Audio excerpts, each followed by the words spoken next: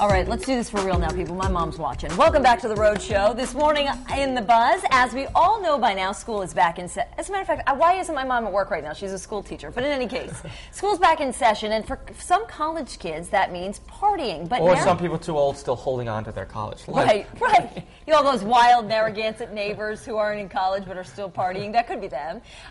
They are not too happy about it, actually, those Narragansett residents. Police there say they have been swamped with complaints about loud parties, public drunkenness, all since the start of the school year. Many homes rented by students are already tagged with those, as Patrick was calling them, the dreaded orange stickers used to mark the unruly homes when there's rowdy parties, and dozens of people have already been arrested for underage drinking. And while neighbors want action, officials say this is an issue they deal with every school year. So one of the questions that we are asking is, should people be complaining in the area when they have, you know, moved into a home that's near college and that sort of thing, and is this a rite of passage for college students? Well, first off, anybody that's been down to URI, into the Eastwood Look area and stuff like that, I mean, it's a college area. They rent, these people that own the houses make a ton of money renting these houses out during the winter to college students.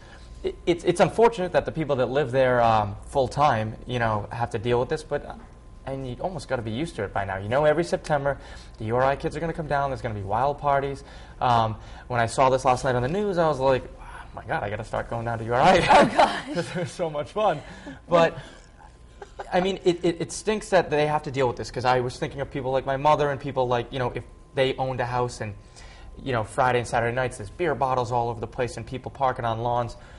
But, I mean, this is the area where the URI students live, so it's kind of like, it is what it is at this point. It's like buying a home in that area that we always go to when there's a flood. Yeah, when you know, exactly. It's going to happen. Buyer beware. Yeah, that's the deal. It's part of the territory. I mean, you know, the only way that the only solution to this problem for any college to have no off-campus partying is to build enough dormitories and rooms on campus. But even all the so, kids wouldn't want to live there on no, campus. of course they wouldn't, unless they were told they had to. I mean, a lot of athletes are required to live on campus for all 4 years of college. But it still continues on campus. When I was in college my senior year, I'm not hiding anything here, my parents know about this, the Goffstown, New Hampshire Police Department came right to our house senior year, the fraternity house, right before school started, and rounded us all up. We went into the conference room at the police station, all 15 of us, and said, "You're on watch, and you know, no matter what, but you know what? Yeah.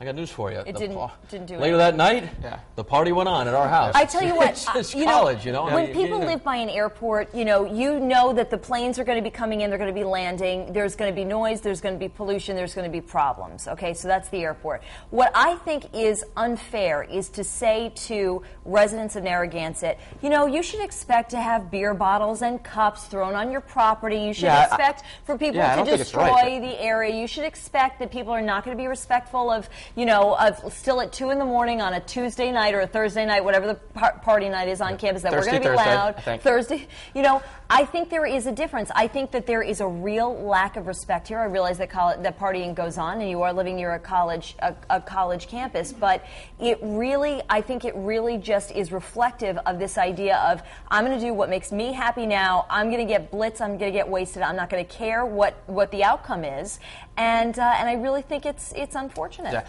It is unfortunate with the beer bottles and stuff like that. Again, but I don't have a way to. I don't know how you fight it. I don't know what. Yeah, kids are going to party, right? I mean, Pat said it. You're in college. That's it. You got 6 kids living in one house. I mean, the full-time residents that are complaining about this should complain to the people that are renting the places to the kids. That's a good exactly. point. That's where it should start. Yep. You know? In some places, they even don't let 5 or more people who are unrelated live in a home, and that's an ordinance. And you know maybe how that's something that some hotels don't allow pets. Maybe some landlords shouldn't allow renting their houses to college kids that are going to throw parties. I want to throw it over to Mel, because I know you're talking about this with people on our live blog this morning, Mel. I am, and speaking as a former URI student, I have to say I do remember a couple of specific neighborhoods, Eastward Look, Old Eastward Look, just known to be complete party neighborhoods. And, you know, it was a problem back then, so I can only imagine now. But I'm here in the New England Tech Center live blogging, foxprovidence.com, and let's see what some of our blogger friends have to say about today's buzz this morning. Joseph Butera says, they do pay rent and they are of age to drink. I do not see a problem. If there is a disturbance or underage drinking, then yes, the police do need some kind of action. And Aaron S. says, I think both. I think they should be able to have a party, but respect your neighbors, and the police should crack down on them, for sure. And if you'd like to weigh in, you can head on over to our homepage, foxprovidence.com, and weigh in on our daily poll. Today we're asking, asking, does more action need to be taken to control local college students? Choices are A, yes, police should crack down. B, yes, students should take responsibility. Or C, no, neighbors should expect it by now. And as always, you can weigh in on our Facebook page this morning and leave a comment if you'd like. But I'll be back at the end of the show with your web poll results. For now, let's